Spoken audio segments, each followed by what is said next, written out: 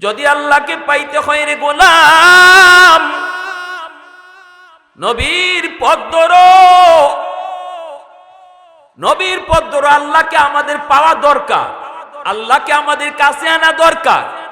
কারণ আল্লাহ যদি আমাদের কাছে চলে আয়, আমরা যদি আল্লাহকে পেয়ে যাই, তাহলে আমার জীবনের যত সমস্যা, ব্যক্তি জীবনের সমস্যা, ঘরের সমস্যা, সমাজের সমস্যা, রাষ্ট্রের সমস্যা, আন্তর্জাতিক সমস্যা, যতগুলি সমস্যা, ওয়ালা তাকিনু ওয়ালা তাহজানু ওয়া আনতুমুল আলাউন ইন কুনতুম মুমিনিন।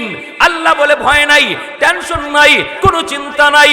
তোমার জীবনের যত সমস্যা, সবগুলি সমস্যার সমাধান করবেন আল্লাহ, যদি তুমি আল্লাহকে পেয়ে যাও। আল্লাহু ওয়ালিয়ুল্লাযীনা আমানু। আল্লাহ বলে বান্দা, আমি হলাম তোর ওলি, আমি হলাম তোর বন্ধু, আমি আল্লাহ হলাম তোর বন্ধু। এবার তুই আমার বন্ধু কিনা শুন, দেখ তোর ভিতরে এই গুণটা আছে কিনা। ইন আউলিয়াউহু ইল্লাল মুত্তাকুন। তাকওয়ার গুণ তোর মধ্যে আছে। কুল ইন কুনতুম তুহিব্বুনাল্লাহ ফাত্তাবিউনি ইউহিব্বুকুমুল্লাহ। এইবার আল্লাহ পাক রব্বুল আলামিন বলে, ও বন্ধু তুমি জানায় দাও, আমি আল্লাহকে যারা ভালোবাসতে চায় তারা যেন তোমার অনুসরণ করে। তোমার অনুসরণ যদি করে তাহলেই আমি আল্লাহকে পেয়ে যাবে, আমি আল্লাহকে ভালোবাসা হয়ে যাবে। বিষয়টা আল্লাহ এমনি বলেন নাই, আল্লাহ পাক এখানেও কথা ঘুরায় ফেলছেন। পরের কথাটা ছিল এমন, যারা আমি আল্লাহকে পাইতে চায় তারা যেন তোমার পথে হাঁটে, তাহলে আমাকে পেয়ে যাবে। না না, আল্লাহ এইভাবে বলেন নাই। যারা আমাকে পেতে চায় তারা যদি তোমার পথ ধরে হাঁটে, আমাকে পাওয়া লাগবে না। যদি তোমার পথ ধরে বান্দা হাঁটতে থাকি, তাহলে আমি আল্লাহ বললাম আমাকে তালাশ করা লাগবে না, বরং আমি আল্লাহ নিজেই তারে তালাশ করে বের করব।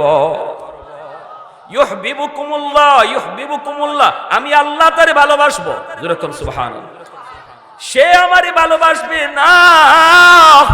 যারা আমাকে ভালোবাসতে চায় যদি তোমার অনুসরণ করে, তাহলে আমাকে আমার ভালোবাসা পেয়ে যাবে। বিষয়টা এমন না। আল্লাহ কন না, যদি তোমার অনুসরণ করে আমি আল্লাহ তাদেরকে ভালোবাসবো। তার মানে আমি আল্লাহ তাদেরকে খুঁজে বের করে নিব, আমি তাদেরকে আমার রহমতের কোলে টেনে নিব। কারণ তোমার পথ ধরে যখন আমার বান্দা হাঁটতে শুরু করবে, এই পথটা তো সাধারণ কোনো পথ নয়। এই পথ ধরে হাঁটতে গেলে বান্দা যখন হাঁটে, আমি তার উপরে এত খুশি হয়ে যাই। এই পথে হাঁটতে গেলে কখনো পড়ে যাবে, এই পথে হাঁটতে গেলে কখনো হুচট খাবে, এই পথে হাঁটতে গেলে কখনো জেল হবে, এই পথে হাঁটতে গেলে কখনো জুলুম হবে, ঠিক কিনা? এই পথে হাঁটতে গেলে কখনো শয়তান পিছনে ধরবে, এই পথে হাঁটতে গেলে কখনো মাটিতে পড়ে যাবে। বান্দা, যখনই তুমি আমাকে পাওয়ার জন্য আমার নবীর পথ ধরে হাঁটবা, তখন আমি তোমাকে আগায়া কুলে তুলে নিব। যেইভাবে দেখবেন ছোট্ট বাচ্চাটা যখন হাঁটা শিখে, মা বাবা সামন থেকে তারে ডাক দেয়, বাবা এই দিকে আসো, এই দিকে আসো, এই দিকে আসো, এই বলে কই এই যে আব্বু, এই যে আম্মু, একটু সামনে আগাও। ছেলেরে হাঁটা শিখাইতেছে, বাচ্চাটারে মা হাঁটা শিখাইতেছে। বাচ্চাটা এক কদম দুই কদম যেই দেয়, মা ভালো করে জানে বাচ্চাটা 2 কদমের বেশি পারবে না, 3 কদমের বেশি পারবে না। মা তখন দৌড় দিয়ে গিয়া, যখনই দেখে বাচ্চা পড়ে যায়, দৌড় দিয়ে গিয়া কুলি তুলায় কয়, এই যে আম্মুরে ধরে ফেলেছো। না না, আম্মুকে ধরে নাই, বরং আম্মু আইসা ধরছে, ঠিক না? আম্মু আইয়া ধরছে। আল্লাহ কই, বান্দা আমি আল্লাহকে পাওয়ার জন্য যখন আমার হাবিবের তরিকা দইরা তুমি সামনে আগাও, আমি আল্লাহ তখন রহমতের কোল লইয়া তোমার কাছে আগায়া যাই, আমি তোমাকে কুলে তুলে নেই।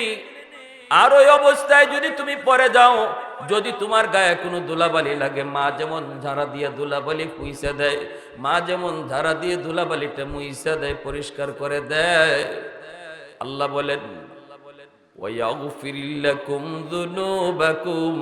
মহব্বতের প্রসঙ্গে কেন এখানে আবার গুনাহ মাফের কথা আসলো? আল্লাহ বুঝাইলেন। হাকিমুল উম্মত তানবী রাহমাতুল্লাহি আলাইহি এত সুন্দর মিসাল দিয়ে বুঝাইছেন। মা যেমন গায়ের ধুলাবালিগুলি মুইসা দিয়া সান্ত্বনা দেয়, আল্লাহ পাক কয়, বান্দারে আমার হাবিবের পথে চলতে যায় তোমার যেই সমস্ত ভুল ত্রুটি হয়ে গেছে, তোমার জীবনে যেই সমস্ত কিছু ময়লা লাগছে, মা যেমন ঝাড়া দিয়া ধুলা মুইসা দেয়, আমি আল্লাহ তোমার জীবনের গুনাহগুলি ঝাড়া দিয়া মুছে দেব। হাজিরিন, উপস্থিত মুরব্বিয়ান আজম, কলিজার টুকরা যুবক, পর্দার আড়ালে পর্দানিশীন মা ও বোনেরা, আল্লাহ পাকের দরবারে হাজারো কোটি শুকর যে রব্বুল আলামিন বড় দয়া করে, মায়া করে, মেহেরবানি করে দুনিয়ার সমস্ত সুগুলাত, পেরেশানি আর ব্যস্ততা থেকে মুক্ত করে শুধুমাত্র কেবলমাত্র আল্লাহ এবং আল্লাহর রাসূলের মহব্বত অন্তরে নিয়ে কোরআন হাদিসের মাহফিলে আসার বসার, কিছু দ্বীনি নসিহত শোনার তৌফিক দিয়েছেন। এজন্য শুকরিয়াতান বলি আলহামদুলিল্লাহ। মাহফিলে আসলে বসলে লাভ আসেনি না নাই ভাই? লাভ আছে। হুমুল জালিসুল্লাহ ইয়াশকা জালিসুহুম, এটা এমন এক বরকতি মজলিস, এখানে যেই বসবে আল্লাহ কাউকে নিরাশ করবেন না। আল্লাহর কাছে ফেরেশতারা যায় বলে, আল্লাহ আমরা তোমার ওই বান্দাদের পাহারাদার ছিলাম। দুনিয়ার মিছিল মিটিং এর পাহারাদারি করে র‍্যাব পুলিশ, আর কোরআন হাদিসের আলোচনা যেখানে হয় এই জায়গার পাহারাদারি করেন রহমতের ফেরেশতারা। মাহফিল শেষ হবে, আপনারা মুনাজাত দিয়ে বাড়ি যাবেন, ফেরেশতারাও যাবেন। আল্লাহ জিজ্ঞেস করবেন কোথায় ছিলা? বলবে আল্লাহ আমরা ওই যে চৌফল দণ্ডিতে তোমার কোরআন হাদিসের আলোচনা হচ্ছিল, তোমার গুণগান হচ্ছিল, আমরা ওই বরকতি মজলিসের পাহারাদার ছিলাম। আল্লাহ পাক তখন বলবেন আমার বান্দারা এখানে বসে বসে কি চাইলো, কেন তারা ঘরের পরিবেশ রেখে এখানে বসা ছিল? ফেরেশতারা বলবেন আল্লাহ যা দেখলাম, যা শুনলাম, ওরা সবাই তোমার কাছে জান্নাত চায় আর জাহান্নাম থেকে বাঁচতে চায়। আল্লাহ পাক আবার জিজ্ঞেস করেন আমার বান্দারা যে জান্নাত চায়, এই কষ্ট করে বসে বসে এরা কি জান্নাতের আরাম আয়েশ দেখছে? দেখে কি ওরা পাগল হইছে? ফেরেশতারা কয় না মালিক, ওরা জান্নাতের আরাম আয়েশ কিছুই দেখে নাই। আবার আল্লাহ বলবেন এরা কি জাহান্নাম দেখছে, জাহান্নামের শাস্তি দেখছে, যে এরা জাহান্নাম থেকে বাঁচতে চায়? বলে না, তাও দেখে নেই। তখন আল্লাহ বলেন তাহলে তোমরা ফেরেশতারা সাক্ষী থাকো, আমার যে সকল বান্দারা আমার জান্নাতের আরাম আয়েশও দেখলো না অথচ জান্নাত চাইলো, তোমাদের সাক্ষী রেখে বলছি আমার ওই সকল বান্দাদের জন্য আমি আল্লাহ জান্নাতের ফয়সালা দিয়ে দিলাম। ফেরেশতারা তখন বলেন আল্লাহ সবাইরে মাফ করে দিছেন? বল হ্যাঁ সবাইকে। বলে আল্লাহ সবাইকে কেমনে মাফ করলেন? এখানে দুই একজন এমনও ছিল যে ওয়াজ শোনার নিয়তে আসে নাই, তার উদ্দেশ্য হলো বাড়িতে যাওয়া, উদ্দেশ্য হলো আত্মীয়র বাড়িতে যাওয়া, উদ্দেশ্য হলো বাজারে যাওয়া, উদ্দেশ্য হলো অন্য কোথাও যাওয়া। মাঝখানে রাস্তায় ওয়াজ, এই মাহফিল দেখে সে বসে গেছে, কয় মাহফিলটা একটু শুনে যাই, দেখি হুজুর কি বলে। তার মাহফিলে আসার উদ্দেশ্য ছিল না। আল্লাহ তুমি কি তারও মাফ করে দিয়েছ? আল্লাহ তখন বলেন হুমুল জালিসুল্লাহ ইয়াশকা জালিসুহুম, এটা এমন এক বরকতি মজলিস, এই মজলিসে আমার যে বান্দাই বসবে আমি আল্লাহ তারই মাফ করে দেব। সুবহানাল্লাহ। তাহলে আমাদের লাভ আসেনি না নাই? আর যদি আমি তওবার নিয়তে বসতে পারি, তওবার নিয়তে বসি, তাহলে আল্লাহ পাক বসার আগে আমার নাম ছিল গুনাহগারের তালিকায়, আর তওবার নিয়তে যদি বসি আর বয়ান শুনি আমার নাম মুহূর্তের ভিতরে আল্লাহ উঠায় দেবে আল্লাহর ওলির তালিকায়। তওবার দ্বারা বান্দা আল্লাহর ওলি হয়ে যায়। আত-তাইবু মিনাজ যামবি কামান লা যামবা লা, মায়ার নবী রহমতের নবী বলেন তওবাকারীর তওবা আল্লাহ এমন ভাবে মাফ করে আমলনামায় গুনার কোনো চিহ্নই রাখেন না। শুধু তা না, বরং ওই গুনাহগুলিকে আল্লাহ নেকি দ্বারা বদলায় দেন। গুনাহকে আল্লাহ কি করেন? নেকি দ্বারা বদলায় দেন। ইল্লা মান তাবা ওয়া আমানা ওয়া আমিলা আমালান সালিহা ফাউলাইকা ইউবাদদিলুল্লাহু সাইয়্যাতিহিম হাসানাত, যে তওবা করলো, ঈমান আনলো, নেক আমল করলো, আল্লাহ রাব্বুল আলামিন তার গুনাহগুলিকে নেকি দ্বারা বদলায় দেন। তাহলে আমরা এখানে তওবার নিয়তে যদি বসি, আল্লাহ আমাদেরকে ওলি কেমনে বানাবেন? এই ওলি বানানোর দলিল হলো কোরআনের এই আয়াত, যে আমি তওবার নিয়তের সাথে সাথে আমার পিছনের জীবনের যত গুনাহ ছিল এই গুনাহগুলোও নেকি দ্বারা আল্লাহ বদলাইয়া দিয়ে দিছে। পৃথিবীতে একমাত্র কাজ, সহজ কাজ, এর চেয়ে সহজ আর কোনো কাজ নাই। সমস্ত কাজ সময় লাগে, সময় লাগে। মেট্রিক পাস করতে সময় লাগে, আরে প্রাইমারি স্কুলে 5 পাস করতেও সময় লাগে 5 বছর। দারোগা হইতে তো অনেক সময়, এমপি মিনিস্টার হইতে তো জীবনই শেষ। কিন্তু সময় লাগে না শুধু এক কাজে, সেটা হলো আল্লাহর ওলি হওয়া। কেউ যদি নিয়ত করে আমি আল্লাহর ওলি হতে চাই, তাহলে সময় লাগে না। খাঁটি দিলে তওবা করার সাথে সাথে মুহূর্তের ভিতরে আল্লাহ তার নাম ওলির তালিকায় লিখে দেয়। এত সহজ, আর কোনো কাজ নাই। এজন্য হযরত আবু বকর সিদ্দিক রাদিয়াল্লাহু তাআলা আনহু হযরত ওমর ফারুক রাদিয়াল্লাহু তাআলা আনহুকে বলেছিলেন, ভাই ওমর, তোমার জীবনের নেকি আমি আবু বকরের চেয়ে বেশি। হযরত ওমর বলেন, দলিল? তিনি বলেন, দলিল হলো আল্লাহর কোরআনের আয়াত, ইল্লা মান তাবা ওয়া আমানা ওয়া আমিলা আমালান সালিহা ফাউলাইকা ইউবাদদিলুল্লাহু সাইয়্যাতিহিম হাসানাত। পিছনের জীবনের যার গুনাহ যত বেশি, তওবা যদি করতে পারে, তাহলে তার এই গুনাহগুলা নেকি দ্বারা বদলানোর পর নেকিও বেশি হয়ে যায়। বুঝে আসছে? তাহলে যত গুনাহ আমার হোক, নিরাশ হওয়ার কোনো দরকার নাই, কোনো সুযোগ নাই। যত গুনাহই হোক, যদি খাঁটি দিলে তওবা হয়ে যায়, এই সব গুনাহকে আল্লাহ নেকি দ্বারা পাল্টায় নেকিও তো বেশি হয়ে যায়। এজন্য আবু বকর সিদ্দিক রাদিয়াল্লাহু তাআলা আনহু বলতেছেন, ভাই ওমর, তোমার পিছনের জীবনের গুনাহ আমি আবু বকরের চেয়ে বেশি। কারণ তুমি ওমর খুব গরম মেজাজের মানুষ ছিলা। ইসলাম গ্রহণ করার আগে তোমার দ্বারা আমার চেয়ে বেশি গুনাহ হয়েছে, কিন্তু ইসলাম গ্রহণ কইরা তওবার কারণে আল্লাহ তো তোমার পিছনের ওই সব গুনাহকে নেকি দ্বারা বদলানোর পর আমি আবু বকরের বিশ্বাস, আমার জীবনের নেকির চেয়ে তোমার জীবনের নেকি বেশি হয়ে গেছে। কথা বুঝেন আপনারা সহজে? হযরত ওমর ফারুক রাদিয়াল্লাহু তাআলা আনহু বলেন, ভাই আবু বকর, আমি সুজা মানুষ, সরল মানুষ, আমি এত বুঝি না ভাই। কারণ উম্মতের মধ্যে তুমি হলে শ্রেষ্ঠ, এটাই নবী বলছে, উম্মত জানে, আমিও জানি। কোনো দিক দিয়ে কোনোদিন আমি তোমার সাথে পাল্লা দিয়া পারি নাই। অতএব ভাই আবু বকর, যদি আমার জীবনের নেকি তোমার জীবনের নেকির চেয়ে বেশি হয়ে যায়, তাহলে একটা কাজ করো, আমার জীবনের সব নেকি তুমি লয়ে যাও, আর তোমার জীবনের মাত্র 1 রাতের নেকি আমারে দিয়ে দাও। সুবহানাল্লাহ, আর একটু জোরে কইবেন না? কথাটা বুঝছেন? হযরত ওমর কি বলতেছেন? যে আমি ওমরের জীবনের সব নেকি তোমাকে দিয়া দিলাম, আর তুমি আবু বকরের জীবনের সব নেকি লাগবে না, বিনিময়ে আমার 1 রাতের নেকি দিয়া দাও। বিনিময়ে কয় রাতের? 1 রাতের। সিদ্দিক আকবর বলেন, এটা কোন রাত? হযরত ওমর বলেন, সেটা হিজরতের রাত। সুবহানাল্লাহ।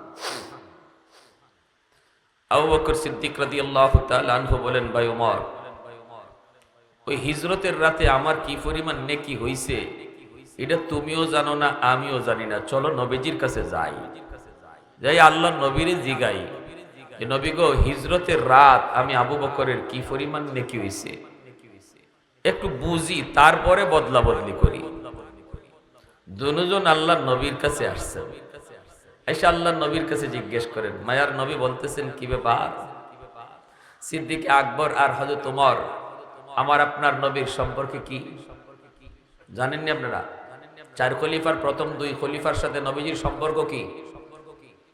শ্বশুর বলেন না, কি শ্বশুর? শ্বশুর আপনারাও শ্বশুর করনি? হ্যাঁ। আর 4 খলিফার পরের 2 খলিফা দামান, জামাই। আপনারা চিটাঙ্গের মানুষ জামাই, আমাদের সিলেটের মানুষ দামান করে। কি বলে? দামান। দামানদের সাথে শ্বশুরে একসাথে বৈশাখ খানা খাওয়া যায়নি? আপনারা কথা কন না, এটা কি নাজায়েজ? শ্বশুরের সাথে দামানদের একসাথে বৈশাখ খাইতে পারে তো? হ্যাঁ, কোন কোন এলাকায় না হয় না। শ্বশুরে যদি দেখে এই রুমে, দামান যায় আরেক রুমে, যদি দেখে শ্বশুর আসতেছে এইদিকে, জামাই যায় আরেক দিকে। অথচ আল্লাহর নবী তার জামাইদেরকে নিয়ে নবী একসাথে বৈশাখ খাইছেন না, খালি মজাও করছেন, ডংও করছেন, কৌতুকও করছেন। আর আমাদের ডং তামসা একসাথে বইয়া খাওয়া দাওয়া যা আছে সব চলে হারাম জায়গায়। শালির সাথে বইয়া খাওয়া না জায়েজ, হারাম, ঠিক কিনা? শ্বশুর বাড়িতে গিয়া শ্বশুরের সাথে বইয়া খানা খাইয়েন, শালির কাছে যাওয়া যাবে না, গেলে গুনাহ, কবিরা গুনাহ, বেজাল বাড়ার সম্ভাবনা, অঘটন ঘটার সম্ভাবনা। আল্লাহর নবীর সাথে জামাই বসছেন, বৈশাখ খানা খাইছেন।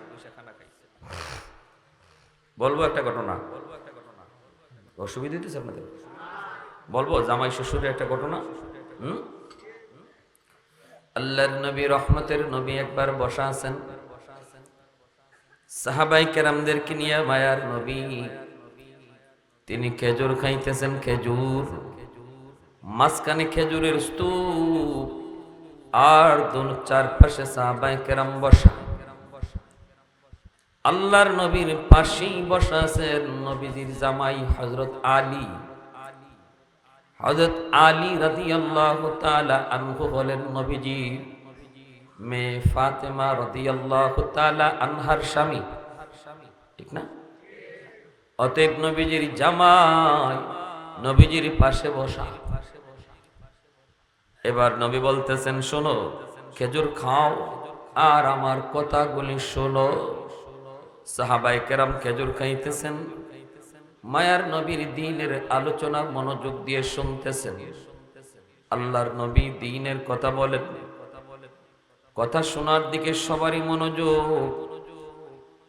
খেজুর খায়া খায়া যার যার উড়ে, যার যার উড়ে। এই জায়গাটার কি বলেন, কি করেন আপনারা? কাছে, যার যার সামনে খেজুরের বীজ রাখতেছেন। যে যে খেজুরটাই খায়, খেজুরের বীজটা তার সামনেই রাখে। কিন্তু কে কি পরিমাণ খেজুর খাইলো ওই দিকে কারো কোনো নজর নাই। কারণ মায়ার নবীর নসিহত, নবীজির নসিহত সবাই মনোযোগ দিয়ে শুনে। সবাই খেজুরের বীজ যার যার সামনেই রাখে। ব্যতিক্রম শুধু একমাত্র আল্লাহর নবী। নবী খেজুর খাইতেছেন ঠিকই, কিন্তু খেজুরের বীজ নিজের সামনে না রাইখা জামাইয়ের সামনে রাখতেছেন।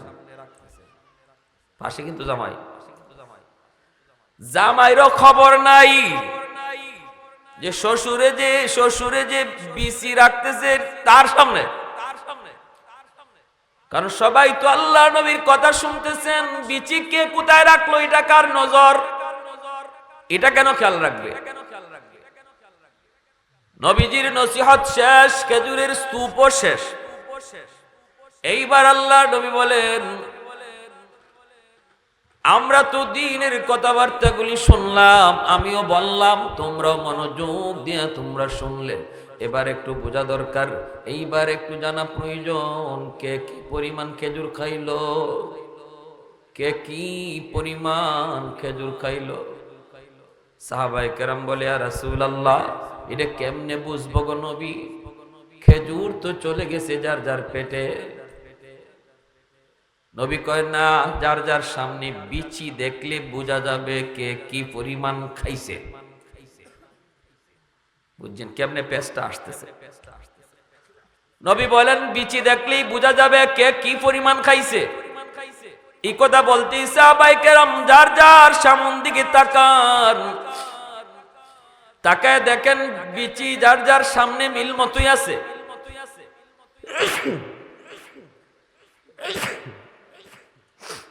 কিন্তু যেই মাত্র নজর আলীর দিকে গেল, সবার চোখ বড় বড় হয়ে গেছে। ঘটনা কি?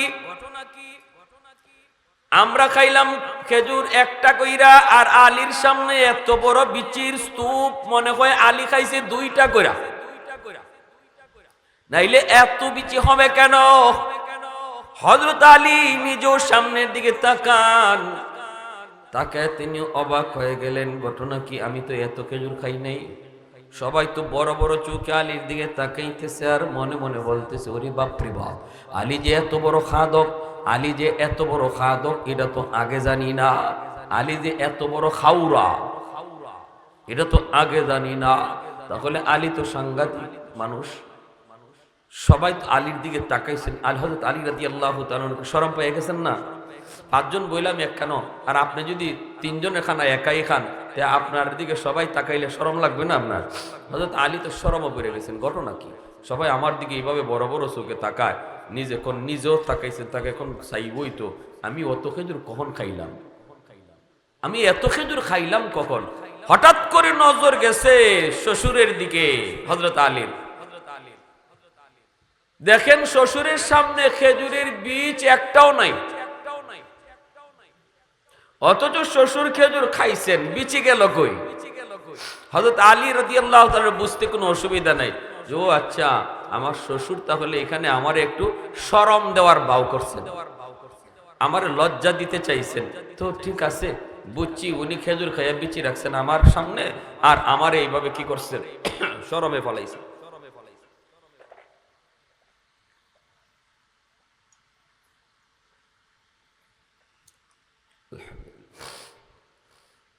হযরত আলী রাদিয়াল্লাহু তাআলা তখন কি জবাবটা দিয়েছিলেন শুনবেন? সবাই তো আলীরে শরম দিতেছে, নবীজি মুস্কি হাসতেছে, শ্বশুরে মুস্কি হাসতেছে, জামাই শরম পাইছে। শরমটা দিছেন কেডা? শ্বশুরে নিজে না। হযরত আলী বলেন, ইয়া রাসূলুল্লাহ, আমার একটা কথা আছে। সবাই নীরব। কি কথা? বলে, হ্যাঁ আপনার কথাই ঠিক, খেজুরের বীজ দেখলেই বোঝা যাবে কে কি পরিমাণ খাইছে আর কে কত বড় খাওরা। কিন্তু আমার কথা হলো, যিনি খেজুরের সাথে বিচি সহ খাইছেন, ইনি কত বড় খাওরা।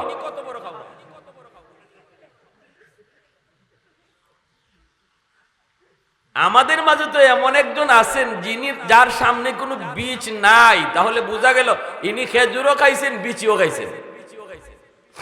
আল্লাহ নবী সহ সাহাবায়ে কেরাম সবাই হাসে দিয়েছেন। নবী বলতেছেন, আলী, এজন্যই আমি বলেছি, আনা মাদিনাতুল ইলমি ওয়া আলিয়্যুন বাবুহা, আমি ইলমের শহর আর আমার আলী হলো ওই শহরের দরওয়াজা। জোরে বলেন সুবহানাল্লাহ। দেখেন পরিবেশটা কেমনে সাথে সাথে ঘুরায় ফেলছেন। সাহাবায়ে কেরাম তখন বলছেন যে, ও এখানে তো শ্বশুর আর জামাই ঠেলাঠেলি চলছে।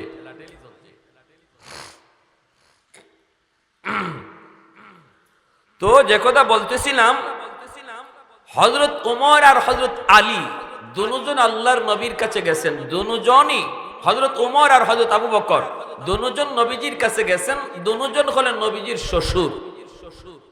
যাওয়ার পরে আবু বকর সিদ্দিক বলেন, ইয়া রাসূলুল্লাহ, আমরা একটা বিশাল মামলা নিয়ে আসছি, একটা সমস্যা। বলে, কি সমস্যা? হলো আবু বকর বলতেছেন যে আমি উমরের জীবনের নেকি তার জীবনের নেকির থেকে বেশি। এখন আমি গো নবী, অত কিছু বুঝি না, উনি কোরআনে আয়াত দিয়ে দলিলও দেয়। আমি বলছি, কি বলছি এটা আপনি আবু বকরের মুখ থেকে শুনেন। নবী বলতেছেন, আবু বকর কি বলছে ওমরে? বলে, ইয়া রাসূলুল্লাহ, ওমর বলতেছে তার জীবনের নেকি আমাকে দিয়ে দিবে, আর আমি আমার এক রাতের নেকি তারে দিয়ে দিব। এখন পাল্টা পাল্টি করতে চাই। আমি যে আমার, নবীজি বলেন এটা কোন রাত? সিদ্দিক আকবর বলেন, ইয়া রাসূলুল্লাহ, এটা হিজরতের রাত, যেই রাতে আমি আপনার সাথে ছিলাম, যেই হিজরতের রাতে আমি আপনার সাথে ছিলাম। এমনি মায়ার নবী বলতেছেন, আবু বকর,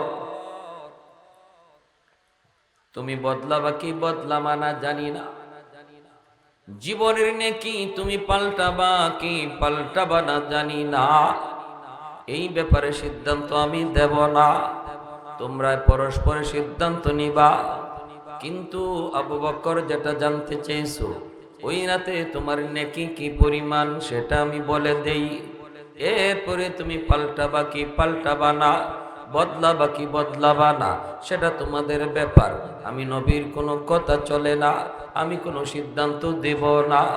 এই আবু বকর শুনো, শুধু ওমরের জীবনের নেকি নয় রে, তামাম গোটা উম্মতের নেকি যদি এক পাল্লায় রেখে দেওয়া হয় তবু তোমার এক রাতের নেকির সমান হবে না। আর একটু জোরে বলি সুবহানাল্লাহ। सिद्दीक तेरा नाम से इस्लाम रहेगा, सिद्दीक तेरा नाम से इस्लाम रहेगा, दुनिया की सदाकत में तेरा नाम रहेगा, दुनिया की सदाकत में तेरा नाम रहेगा, फारूक तेरा नाम से इस्लाम रहेगा, दुनिया की अदालत में तेरा नाम रहेगा, उस्मान तेरा नाम से इस्लाम रहेगा, दुनिया की सखावत में तेरा नाम रहेगा, हैदर तेरा नाम से इस्लाम रहेगा, दुनिया की शजाअत में तेरा नाम रहेगा, मुआविया तेरा नाम से इस्लाम रहेगा, दुनिया की सियासत में तेरा नाम रहेगा, दुनिया की सियासत में तेरा नाम रहेगा। একটু জোরে কোন আল্লাহু আকবার। আবু বকর সিদ্দিক বলে, রে ভাই উমর, এই যদি হয় আমার এক রাতের নেকির আমল তাহলে আমি বদলা বদলি করতে রাজি না। সুবহানাল্লাহ, জোরে কর। এজন্য বলতেছিলাম রে আল্লাহর গোলাম, একটু খেয়াল করে মনোযোগ দিয়ে শোনো, কথাগুলি একটু দিল দিয়ে কথাগুলি শোনার চেষ্টা করি, আমলের নিয়তে কথাগুলি বোঝার চেষ্টা করি। ভাইরে যুবক, এখানে যারা বসলাম তওবা করার নিয়ত কার কার আছে একটু হাত উঠে আল্লাহকে দেখান। আল্লাহ তুমি প্রতিটা হাতকে কবুল করো। পিছনের জীবনের সবগুলি নেকি আল্লাহ তুমি, পিছনের জীবনের সবগুলি গুনাহ আল্লাহ তুমি নেকি দ্বারা বদলায় দাও। সবাই কোন আমিন, আর একটু জোরে কোন আমিন। ভাইরা বন্ধুর, আল্লাহ পাক বলেন না মানে, কুল ইন কুনতুম তুহিব্বুনাল্লাহ, বন্ধু তুমি বলে দাও, যারা আমি আল্লাহকে ভালোবাসতে চায়, আমাকে যারা পাইতে চায়, আমরা আল্লাহকে পাইতে চাই কি চাই না? পৃথিবীর সমস্ত মানুষকে যদি বলা হয় আল্লাহকে তুমি পাশে চাও কি চাও না, সবাই বলবে আমি আল্লাহকে চাই। যদি বলা হয় তুমি কি চাও, কয় আল্লাহকে চাই। মাজারে যে যায় তারেও যদি বলা হয় কেন আইছো, কয় আল্লাহ পাওয়ার জন্য। যদি তারে দেখা যায় বাবার দরবারে, শেখাও না, কয় আল্লাহ পাওয়ার জন্য। মসজিদে কেন গেছো, আল্লাহ পাওয়ার জন্য। ওয়াজে কেন গেছো, আল্লাহ পাওয়ার জন্য। সবাই আমরা আল্লাহকে পাওয়ার জন্যই ঘুরি, কিন্তু আল্লাহকে কোন পথে পাইতে হয়, কোথায় গেলে আল্লাহকে পাওয়া যায়, কোন লাইনে হাঁটলে আল্লাহকে পাওয়া যায়, এই বিষয়টা অনেকেই ভুল করে। কেউ বা আল্লাহকে পাওয়ার জন্য মাজারে বাজারে ঘোরে, বাবার দরবারে অমুকের দরবারে ঘোরে। আল্লাহ বলেন, বন্ধু তুমি জানায় দাও, যারা আমি আল্লাহকে পেতে চাই, আমাকে যে ভালোবাসতে চায়, সে যেন তোমার অনুসরণ করে, তোমার অনুসরণ করে, সে যেন তোমাকে ভালোবাসে। এই কথাটা আল্লাহ বলেন নাই, আল্লাহ বলছেন সে যেন তোমাকে অনুসরণ করে। এতে করে আল্লাহ বুঝায় দিলেন, যার ভিতরে নবীর এতাত আর আনুগত্য যত বেশি, তার অন্তরে নবীর ভালোবাসা তত বেশি। প্রসঙ্গ চলছিল ভালোবাসার, প্রসঙ্গ চলছে মহব্বতের, কিন্তু মালিক মহব্বতের প্রসঙ্গ ঘুরা দিলেন, এতাআতের প্রসঙ্গ নিয়ে আসলেন। ইন কুনতুম তুহিব্বুনাল্লাহ,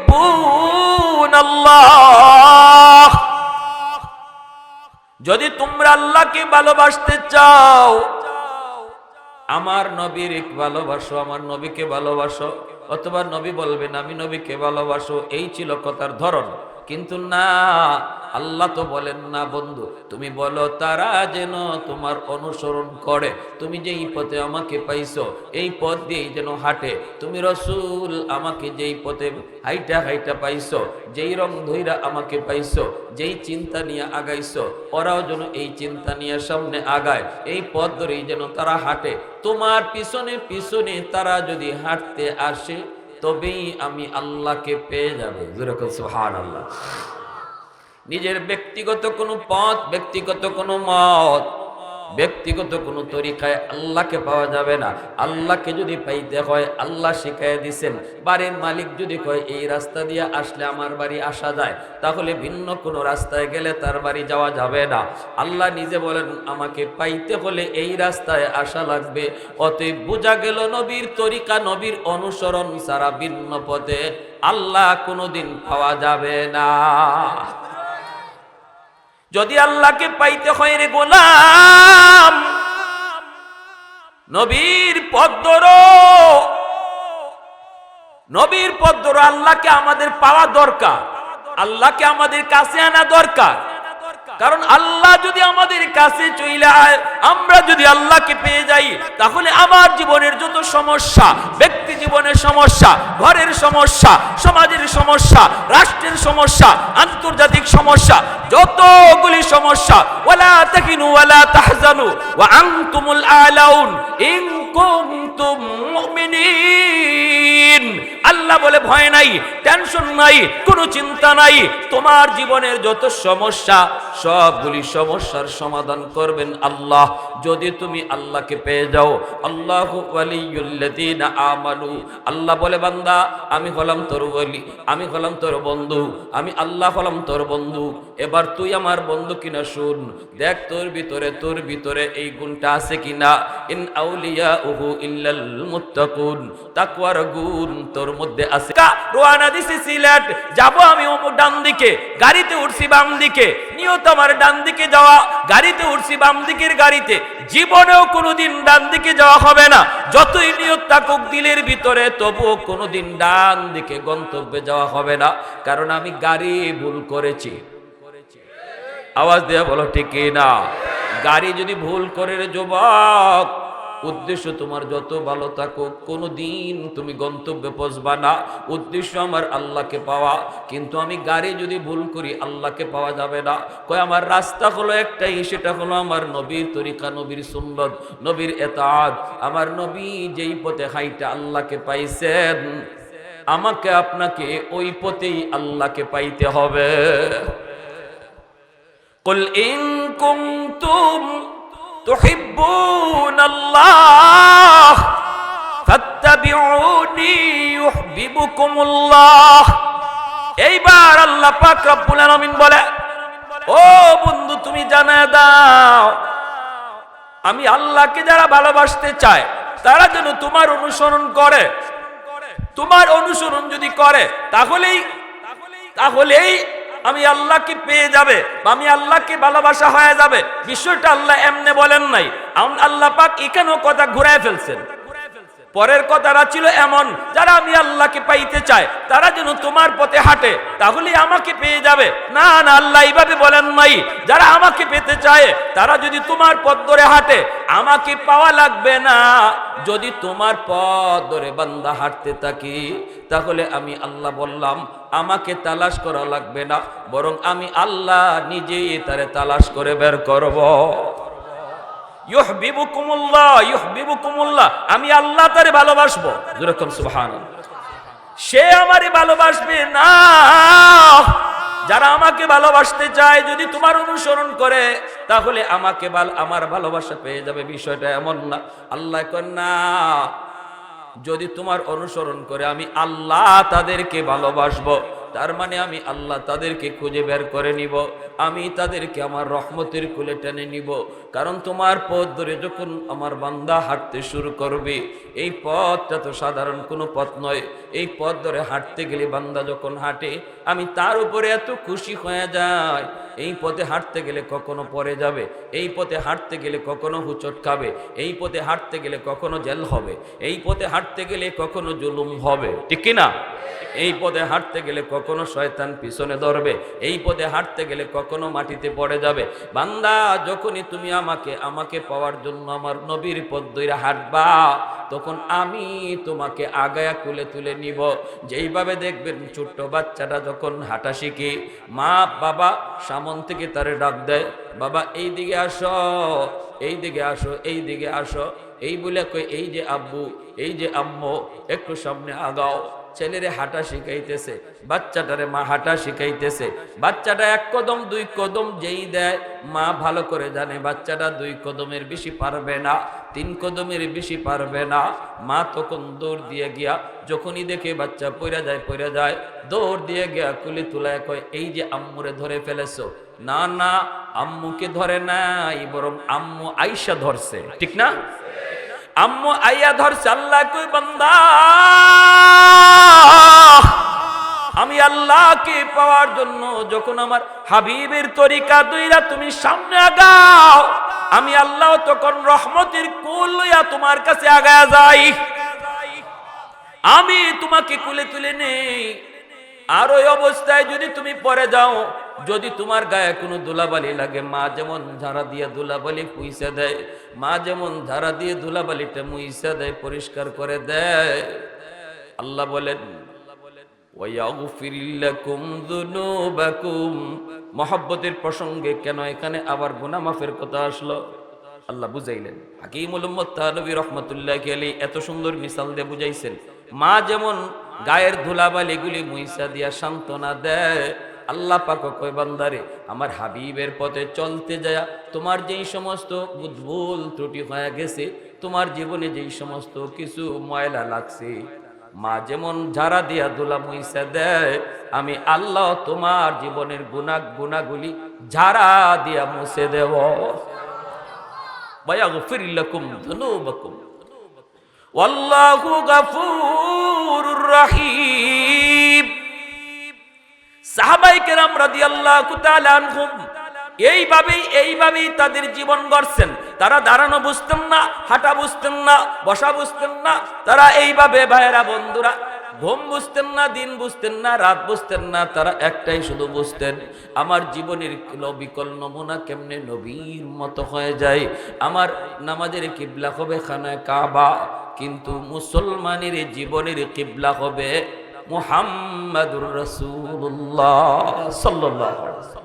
নামাজের কিবলা খানায় কাবা, জীবনের কিবলা হবে মুহাম্মাদুর রাসূলুল্লাহ। চুলটা তুমি কেমনে রাখবারে যুবক, নবীর মতো রাখো। চেহারাটা কেমনে ধরাইবা, নমুনা কেমনে নবীর মতো। পোশাকটা তোমার কেমনে নবীর মতো। যখনই তোমার অবিকল নমুনাটা আল্লাহ পাক নবীর রঙে দেখবে, তখনই আল্লাহ পাক তোমাকে সাধারণ বন্ধু বানায় নিবে। কারণ নবী হলেন আল্লাহর ঘনিষ্ঠ বন্ধু। এই ঘনিষ্ঠ বন্ধুর নমুনা আল্লাহ যার ভিতরে যত পায়, আল্লাহ তারে তত সাধারণ বন্ধু বানায়, ঠিক না?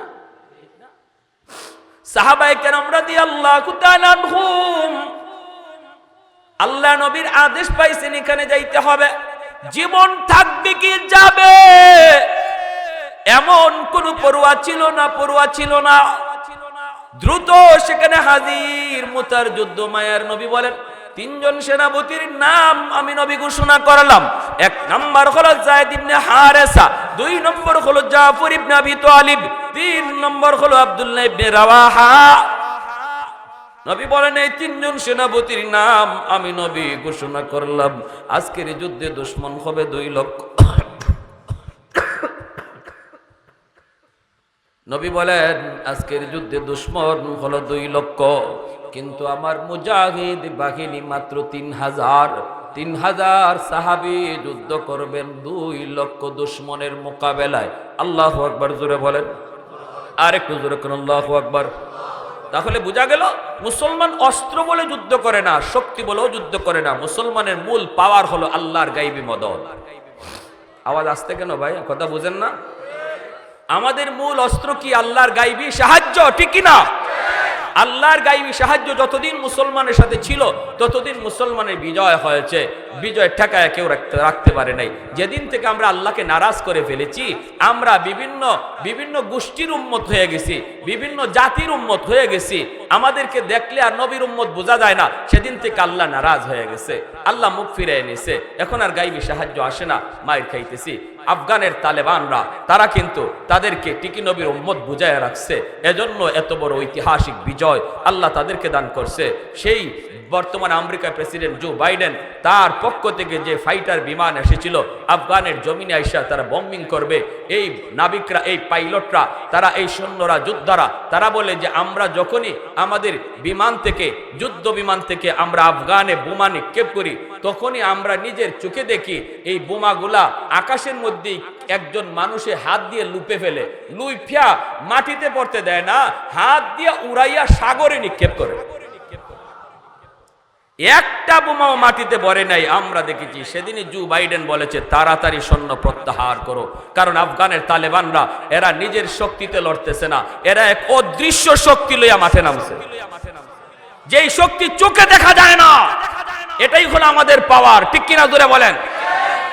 বদরের ময়দান থেকে ইবলিস পালায়, আবু জেহেল কয় কই যাস, আমার যুদ্ধে আইনে তুই যাস কোথায়? ইবলিস কয় আমি যা দেখি তুই এটা দেখোস না, আমি যা দেখতেছি এটা তুই দেখো না, আমি যা দেখি এটা যদি তুই দেখতি তাহলে তুইও ভাগতি। জিবরাইল আমিন ফেরেশতাদের কমান্ডার, 1000, 3000, 5000 পরম্পরায় আল্লাহ ফেরেশতা পাঠাইছেন বদরে। জিবরাইল নিজে যুদ্ধের ময়দানে ছিলেন কমান্ডার হইয়া। নবীজির আপন চাচা হযরত আব্বাস রাদিয়াল্লাহু তাআলা আনহু, ইনি বদরের যুদ্ধে নবীজির হাতে বন্দী। বদরের যুদ্ধ বাপ বেটার যুদ্ধ, বদরের যুদ্ধ আপন ভাই ভাইয়ের যুদ্ধ, বদরের যুদ্ধ আপন চাচা ভাতিজার যুদ্ধ। আমার নবী একদিকে, নবীর আপন চাচা হযরত আব্বাস রাদিয়াল্লাহু তাআলা আনহু, যিনি পরে কালেমা পড়ে মুসলমান হয়েছেন, নবীর বিরুদ্ধে ছিলেন, আবু জাহেলের পক্ষে ছিলেন। দুই ভাই দুই দিকে দুই পতাকা নিয়ে দাঁড়ানো, একজন ইসলামের পক্ষের পতাকা, আর একজন কাফিরদের পক্ষের পতাকা, দুজন আপন এক মায়ের গর্ভের সন্তান। আবু বকর সিদ্দিক রাদিয়াল্লাহু তাআলা আনহু বদরে নবীর পক্ষে, ওনার কলিজার টুকরা সন্তান আবু জাহেলের পক্ষে। কেমন যুদ্ধটা ছিল বদরের যুদ্ধ, হ্যাঁ? হযরত আব্বাস রাদিয়াল্লাহু তাআলা আনহু ইনি যখন বন্দী করে নিয়ে আসছেন, ওনারা ধরে নিয়ে আসছেন হযরত আব্দুল্লাহ ইবনে মাসউদ রাদিয়াল্লাহু তাআলা আনহু। আব্দুল্লাহ ইবনে মাসউদ রাদিয়াল্লাহু তাআলা আনহু আনছেন, আর নবীকে নবীর চাচা বলতেছেন, ভাতিজা তোমারও কি বিশ্বাস হয় তোমার ওই সাহাবী আব্দুল্লাহ ইবনে মাসউদ আমারে বন্দী করে এনেছে? নবী বলেন, চাচা দেখতেছি তো তাই, কিন্তু বিশ্বাস তো হয় না, কারণ আপনার মতো চাচা, আপনারে আমি চিনি, আমার আব্দুল্লাহ আপনারে বন্দী করে লই আইব, আমারও তো বিশ্বাস করতে কষ্ট হইতেছে, কিন্তু দেখতেছি তো তাই, ঘটনা কি? তখনই চাচা বলতেছে, না ভাতিজা, আমারে আব্দুল্লাহ মূলত গ্রেফতার করে নাই, আব্দুল্লাহ একটা আব্দুল্লাহর পিছনে যে ছিল তারে তোমরা দেখো নাই, আমি দেখেছি। নবী বলেন, সে কে? তখনই জিবরাইল আমিন আবু জাহেলের কল্লার সামনে বৈশা বৈশা মুস্কি হাসতেছিলেন।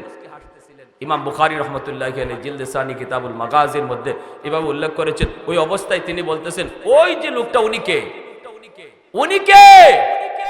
মায়ার নবী বলেন, চাচা ইনি নূরের তৈরি ফেরেশতা জিবরাইল আমিন, বলে উনি আমাকে মূল গ্রেফতারকারী। সুবহানাল্লাহ, জোরে কোন প্যারে হাজিরিন। এজন্য আমরা সেই জাতি, আজ আমরা সেটা ভুলে গেছি। আমরা আজকে আসবাবের পিছনে দৌড়াইতেছি, আসবাব লাগবে, ফালাই দিতে বলি না, কিন্তু মূল বিষয় এটা নয়। মূল বিষয়টা ছিল আমাদের আল্লাহকে পাশে রাখা। আমার পাশে ভারত, আমেরিকা, রাশিয়া, চীন না লন্ডন, এটা বড় প্রশ্ন নয়। আমার সবচেয়ে বড় কথা ছিল আমার সাথে আমার আল্লাহ আসেনি না নাই। দেখো, প্রতিটা মুসলমান যখন এই চিন্তা করবে আল্লাহকে পাশে রাখো, তখনই আল্লাহ বলে, বান্দা তোর আর কিছু করা লাগবে না, মাত্র খালি দাঁড়ায় থাকবি, মারমু তো আমি, ওমা রামাইতা ইদ রামাইতা ওয়ালাকিন্নাল্লাহ রামা। আল্লাহকে, বন্ধু বদরে তুমি মারো নাই, মারছি আমি আল্লাহ। সুবহানাল্লাহ, জোরে কোন। নতুবা আরাকানের অবস্থা বাংলার মাটিতে হবে যদি এখনো পরিবর্তন না হয়। ফিলিস্তিনে হালত বাংলায় হবে, কাশ্মীরে হালত বাংলায় হবে। দুশমন তলোয়ার ধারাইতেছে তোমাকে আমাকে জবাই করার জন্য, চোখের সামনে বাবাকে হত্যা করার জন্য ওরা তলোয়ার ধারাইতেছে, আর আমরা ঘুমায় রয়েছি। ঘুম থেকে তাড়াতাড়ি জাগো, আজকে চতুর্মুখী ষড়যন্ত্র। ইসলাম নিয়া মুসলমান নিয়া তাড়াতাড়ি করে ইহুদিদের রং ছাড়ো, ইহুদিদের কালচার ছাড়ো, নিজের রংটারে মদিনাওয়ালার রং বানাও, আল্লাহকে পাশে আনো, নতুবা আমাদের সামনের দিন অনেক খারাপ, অন্ধকার আসতেছে। দুশ্মন যত পাওয়ারফুল অস্ত্র বানাও, এদিকে নজরই দিও না।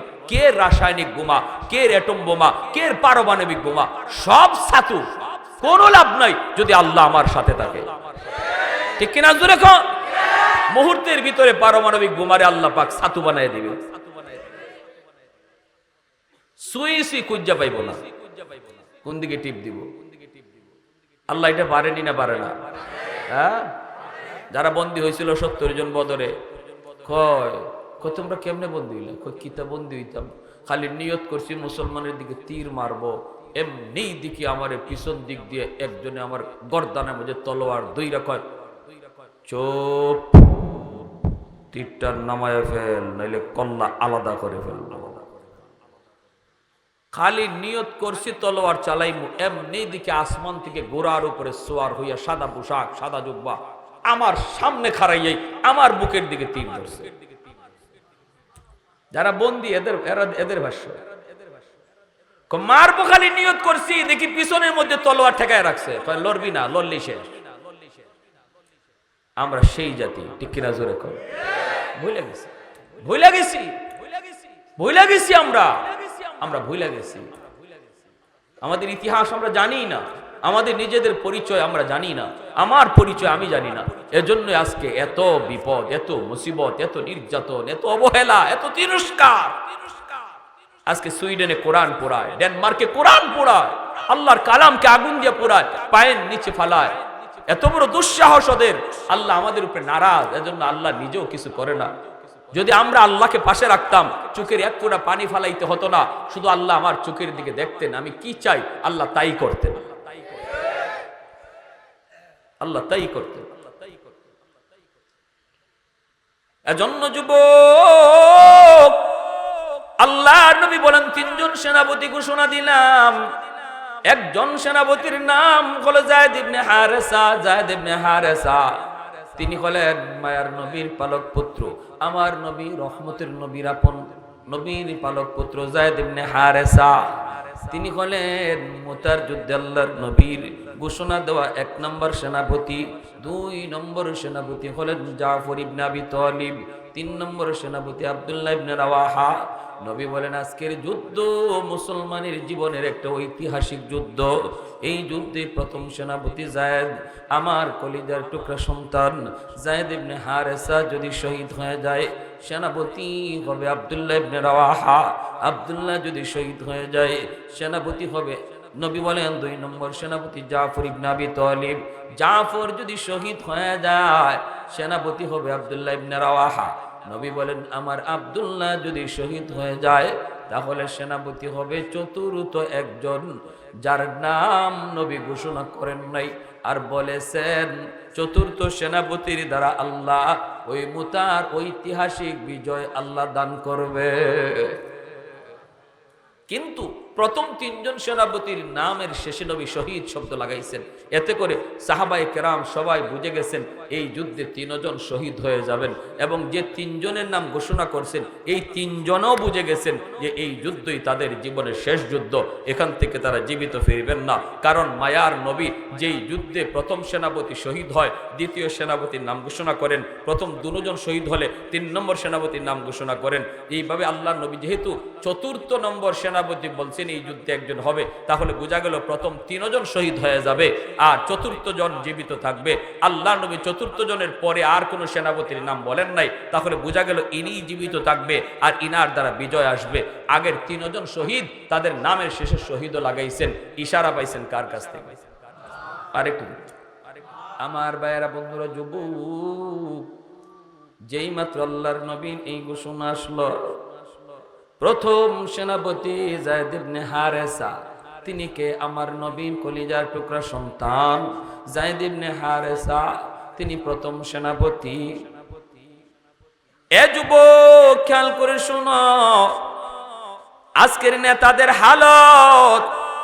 আজকে আমার দেশের নেতারা নিজের সন্তানদের লন্ডন, আমেরিকা, ইটালি পড়ায়, আর আমার আপনার পোলারে যুদ্ধে নামায়, ঠিক না ঠিক না?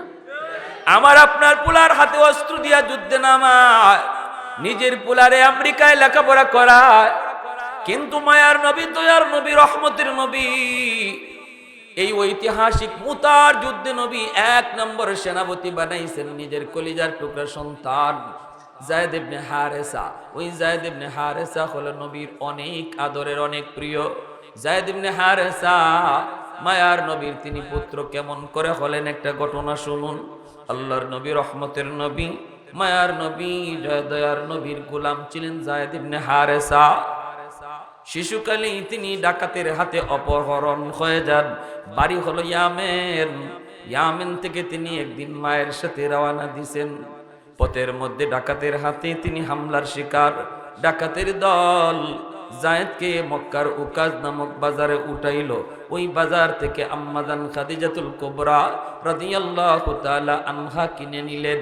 যায়েদের বয়স তখন ছোট্ট, 10 বছর 12 বছরের বালক। ওই যায়েদকে কিনে নিছেন আম্মাজান খাদিজাতুল কুবরা রাদিয়াল্লাহু তাআলা আনহা। ইনার কাছে অনেক দিন ছিলেন। এরপরে আম্মাজানের সাথে মায়ার নবীর যখনই বিবাহ বন্ধনে আবদ্ধ হয়ে যুবক, তখনই তিনি আমার নবীকে হাদিয়া দিয়ে দিলেন। এইবার যায়েদ হলেন মায়ার নবীর ঘরে নবীর গোলাম। মক্কার মানুষগুলিও জানে যায়েদ হলো মুহাম্মাদের গোলাম, কিন্তু মায়ার নবী এত আদর করেন, এত মায়া করেন, কোনো ধমক নাই, কোনো কিছু নাই, মারি নাই, ঝগড়া নাই, গালি নেই। এত মায়া নবীর কাছে তিনি পাইতেছেন।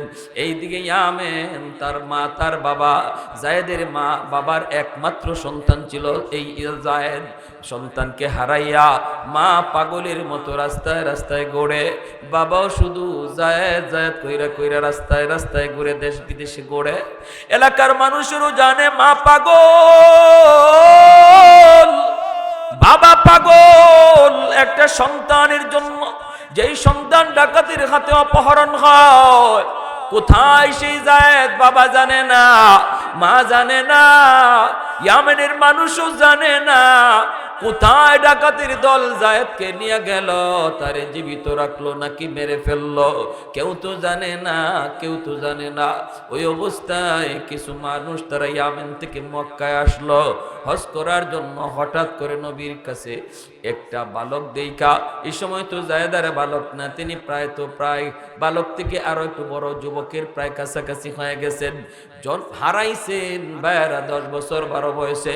এরপরে আবার হারানোর পরে আরো 10 বছর চলে গেল, 20-22 বছর হয়ে গেল। ওই অবস্থায় যায়েদের চেহারাটা দেখা ইয়ামেনের মানুষগুলি তারা চিনে ফেলেছে, কিছুরা চিনে ফেলেছে।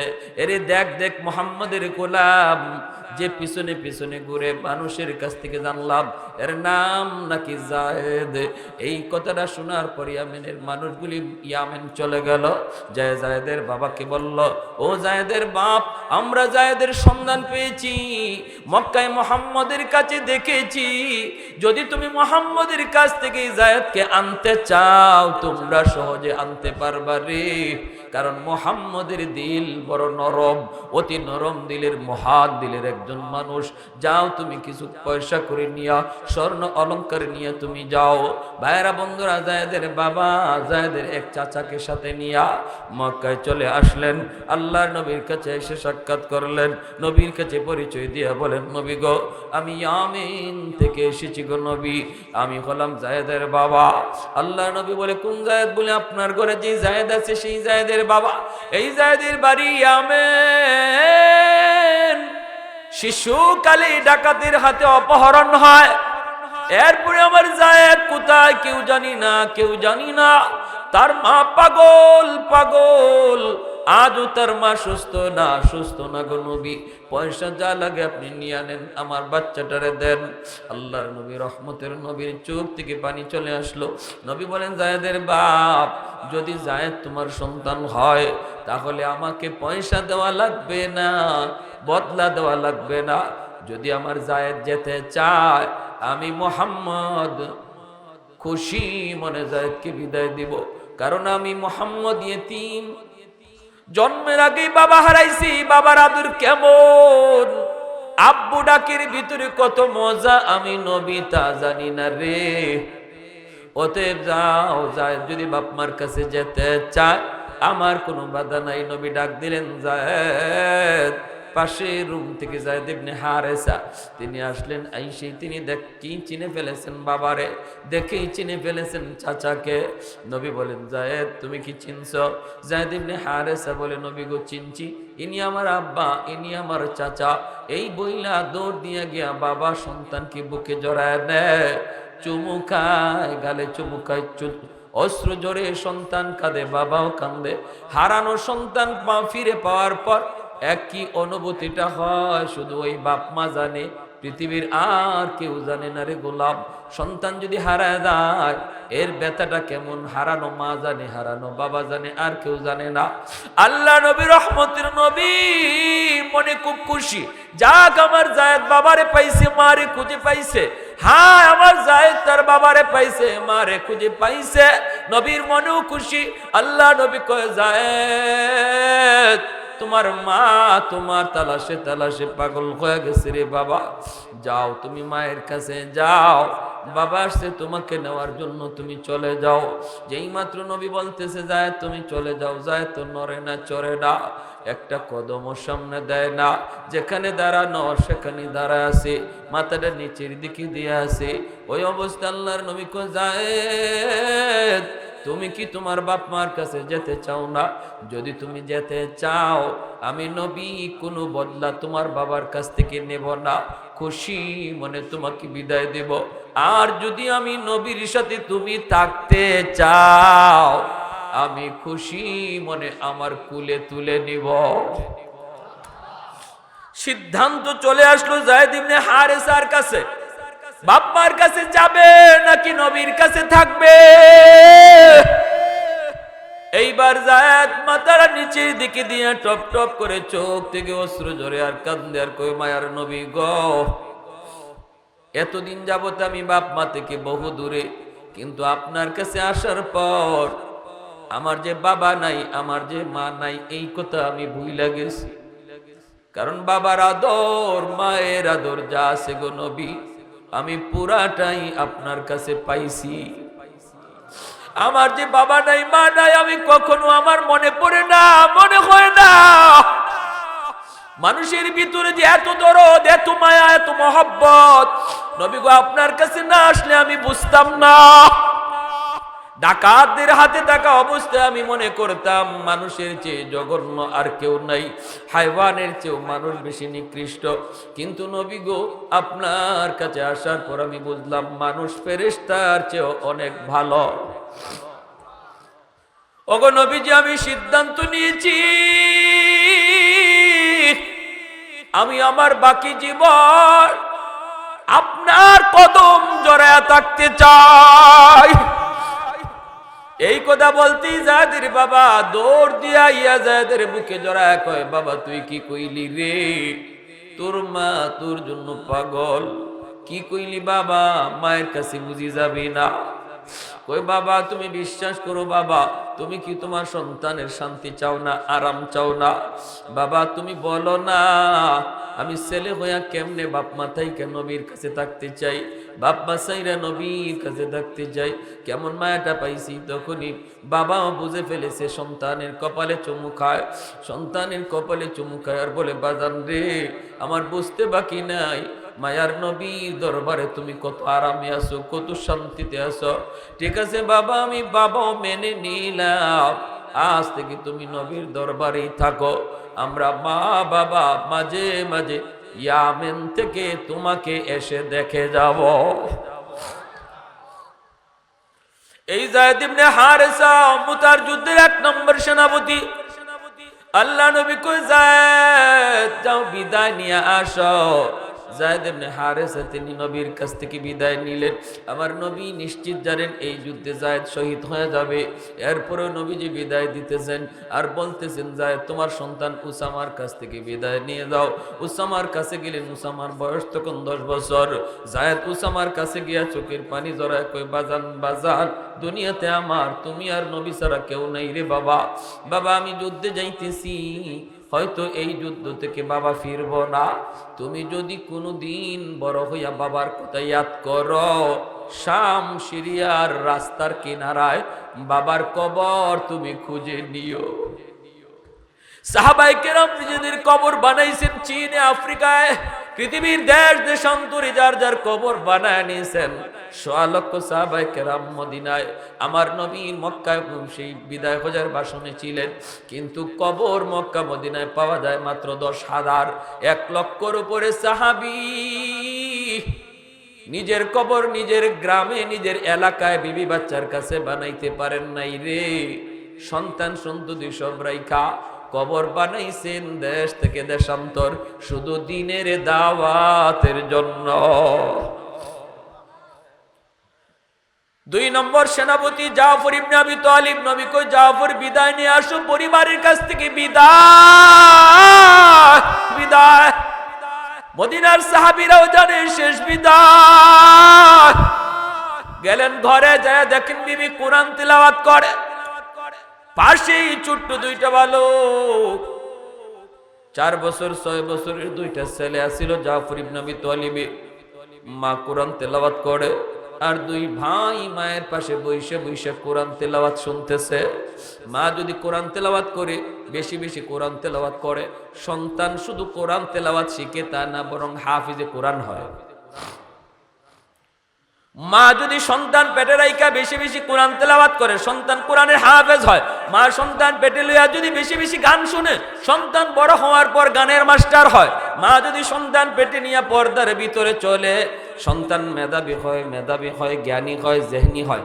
আর মা সন্তান পেটে নিয়ে যদি বেপরদায় চলে, সন্তান গবী হয়, সন্তান মেধা বিকাশ ঘটে না, প্রতিবন্ধী হয়, বোকা হয়, বোকা।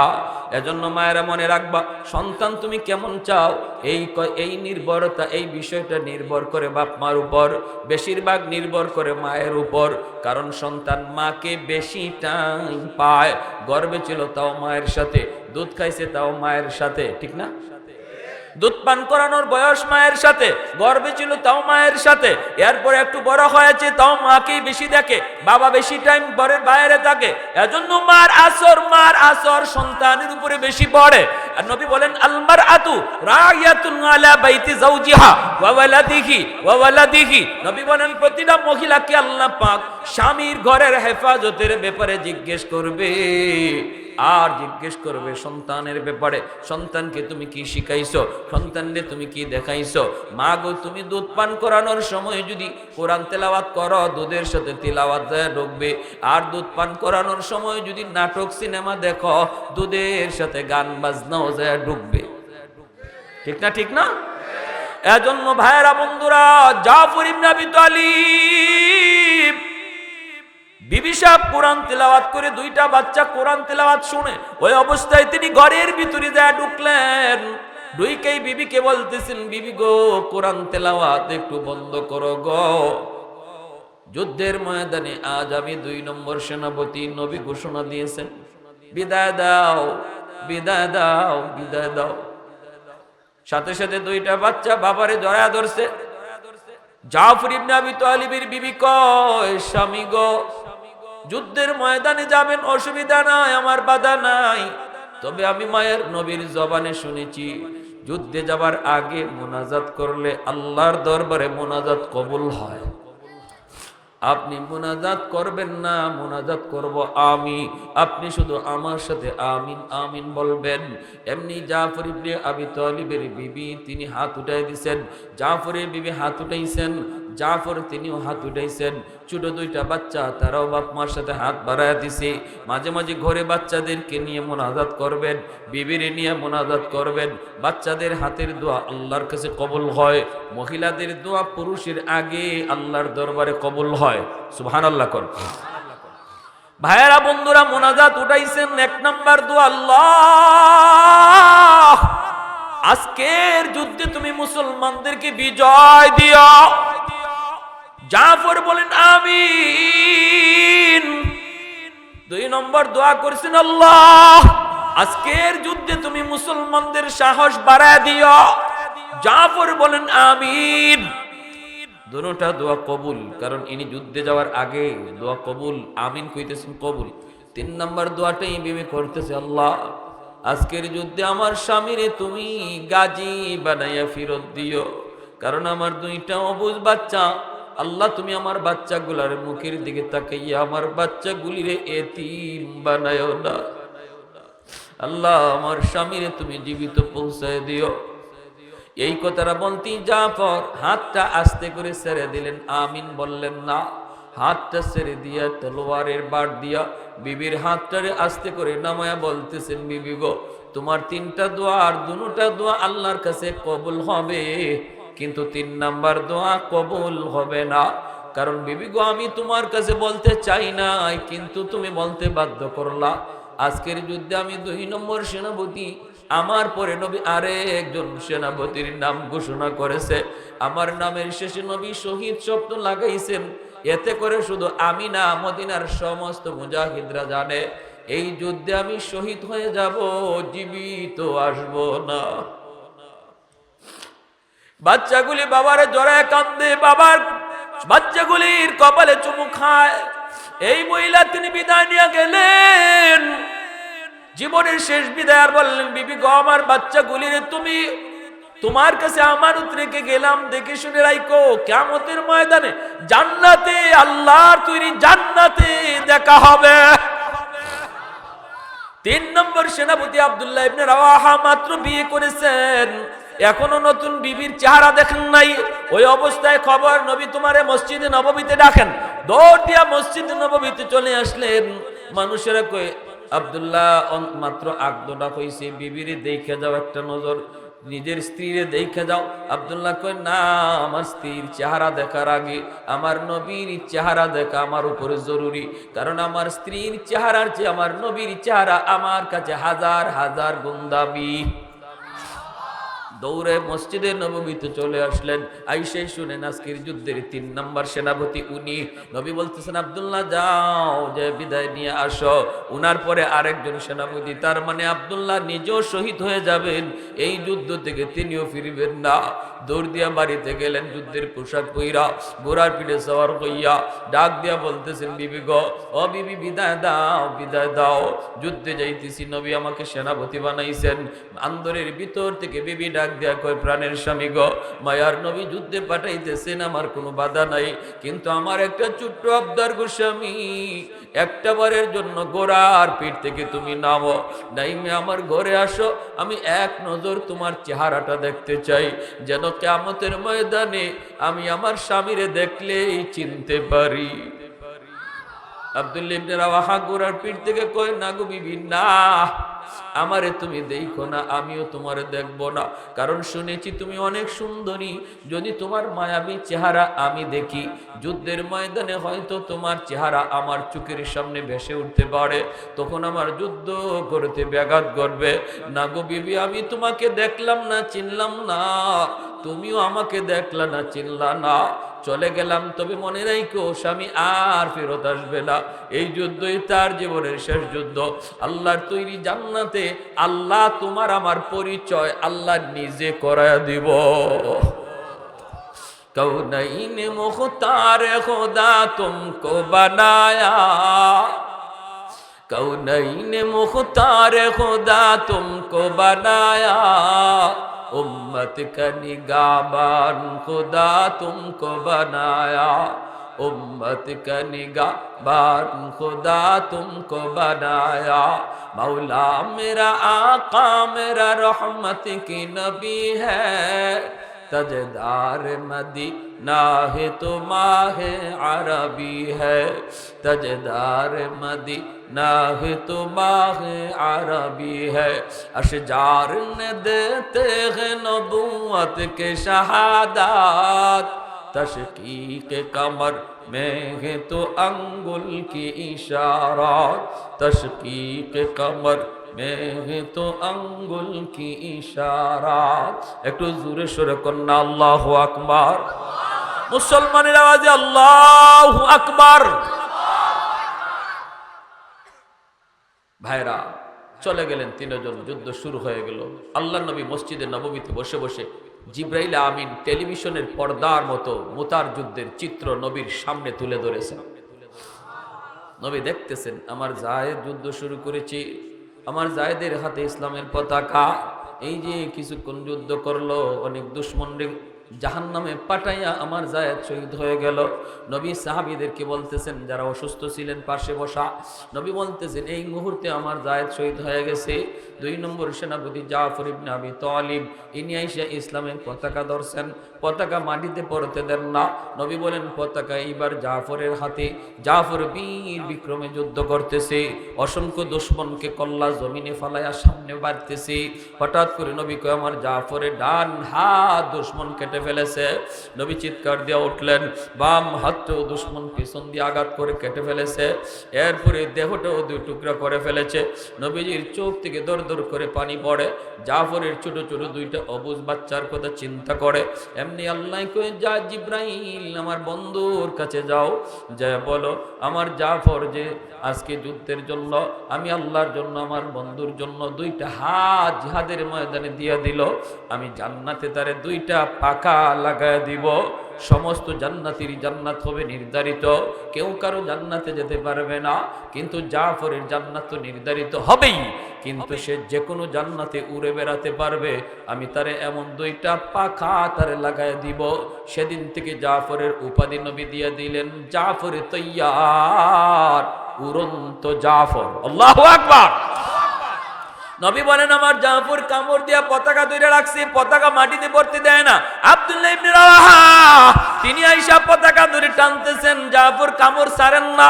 এইবার তিনি ডাক দিয়া বলেন, ও জাফর, এই পতাকা আর কেউ টানে না, অন্য কেউ টানে না, আমি আব্দুল্লাহ তোমার কাছ থেকে পতাকা টানতেছি, যার নাম নবী তোমার পরে আমার নাম ঘোষণা করেছে। সাথে সাথে কামড় ছেড়ে দিলেন, তিনিও শহীদ হয়ে গেলেন। এরপরে মুসলমানের ভিতর থেকে পরামর্শে একজনকে সেনাপতি বানানো হয়। তিনি কে? তিনি হলেন খালিদ বিন ওয়ালিদ রাদিয়াল্লাহু তাআলা আনহু, যার উপাধি হলো সাইফুল্লাহ, আল্লাহ আর তলোয়ার হলো যার উপাধি। ইনি যুদ্ধের সেনাপতি হইয়াই নবী বলেছিলেন 4র্থ সেনাপতির হাতে বিজয় আসবে। তিনি কে? খালিদ বিন ওয়ালিদ রাদিয়াল্লাহু তাআলা আনহু। যুদ্ধের হালচাল বদলায় দিলেন, ডান দিকে যারা ছিল এদেরকে বাম দিকে আনলেন, বামের মুজাহিদদেরকে ডান দিকে নিলেন, সামনে যারা ছিল পিছনে আনলেন, পিছনেরদেরকে সামনে আনলেন। পরের দিন যুদ্ধ শুরু হতেই দুশমনে কয়, হায় হায়, এই অল্প সংখ্যক মুসলমান মুজাহিদ, এদের সাথে আজকে এতদিন যাবত যুদ্ধ করে পারি না, এখন দিয়ে দেখা যায় আবার নতুন সৈন্য যোগ দিছে। মূলত নতুন কোন সৈন্য না, জায়গাটা শুধু বদলায় দিছেন। এরপরে তিনি তলোয়ার হাতে নিছেন।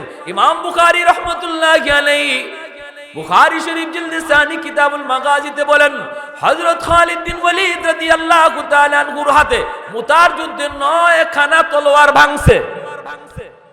তলোয়ার হাতে নেন আর ভাঙ্গে, এক একটা গোরানি এমনে দেন, শয়ে শয়ে দুশমনের কল্লা জমিনে আলাদা হয়ে পড়া যায়, শয়ে দুশয়ে দুশমনের কল্লা জমিনে পড়া যায়। এইভাবে এত বড় ঐতিহাসিক বিজয়। মাত্র 3000 দুশমন ছিল 2 লক্ষ। সমস্ত দুশমনরে কচুকাটা কইরা বাকিরা ভয়ে ময়দান পালাইয়া এই যুদ্ধে মুসলমানের বিজয় চলে আসলো রে ভাই। এজন্য বলতেছিলাম সাহাবায়ে কেরাম নবীকে মহব্বত করেছেন কিভাবে? কয় নবীর আদেশ মাইনা, নবীর কথা মতো চইলা, নবীর রং দইরা। জীবন যাবে কি থাকবে সেদিকে খেয়াল করেন নাই, কিন্তু একটাই শুধু মানছেন, আমার জীবনের কিবলা হবে মুহাম্মাদুর রাসূলুল্লাহ। প্রত্যেকে আমরা আমাদের জীবনের কিবলা মুহাম্মাদুর রাসূলুল্লাহ বানাইতে কারা কারা রাজি? একটু হাত উঠে আল্লাহকে দেখা। আল্লাহ তুমি প্রতিটা হাতকে কবুল করো। জীবনের ছোট বড় সব কাজ আমরা উলামায়ে কেরামের কাছ থেকে জানবো। সুন্নত তরিকা কি, আমার নবীর তরিকা কি, আমার নবী কিভাবে করছেন, যাই না আমরা ছোট হোক বড় হোক এই কাজটা করব। ইনশাআল্লাহ আল্লাহ আমাদের উপরে রাজি হয়ে যাবে। আল্লাহরে যতদিন পর্যন্ত রাজি না করব আমাদের দুর্দিন যাবে না, আমাদের সুদিন ফিরবে না, ঠিক কি না? আল্লাহ আমাদেরকে তৌফিক দান করুন। ওয়া আখির দাওয়ানা আনিল হামদুলিল্লাহি রাব্বিল আলামিন।